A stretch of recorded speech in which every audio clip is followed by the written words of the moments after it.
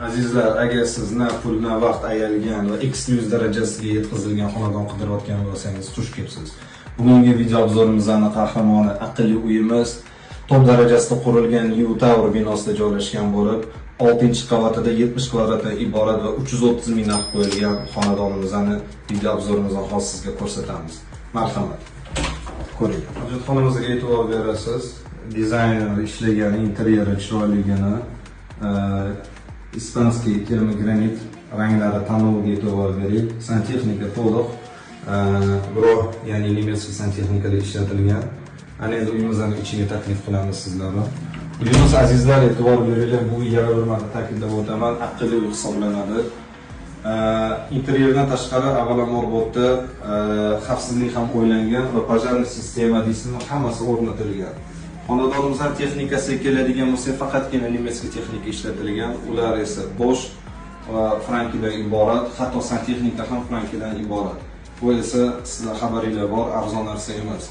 Встроенный холодильник, встроенный посудомоечный sistema va bu e'tiboringizni qarating, shunchalik detalli ishlangan aqlli uyda полный ventilyatsiyon sistema ham o'rnatilgan. Kamdan-kam xonadonda bu narsalar bor.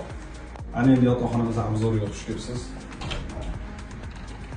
Mana kiring ko'ring.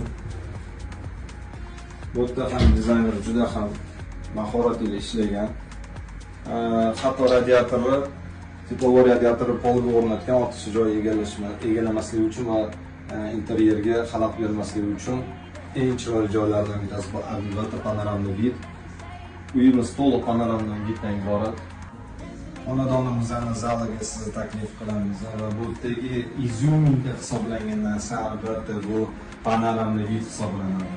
Kelinglar ko'rsataman. O'z terrasasiga ega. Bu ham kamdan-kam xonadonlarda bo'ladi.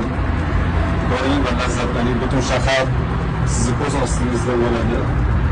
Mana hatto ostidagi saroyi, Tashkent City, shahar markazi va orqa tomoningizda ham joy bor. Ana endi zalga qaytamiz. Texnika keladigan bo'lsa, yana mana bu kartinka deb o'ylangan narsa aslida esa televizor hisoblanadi.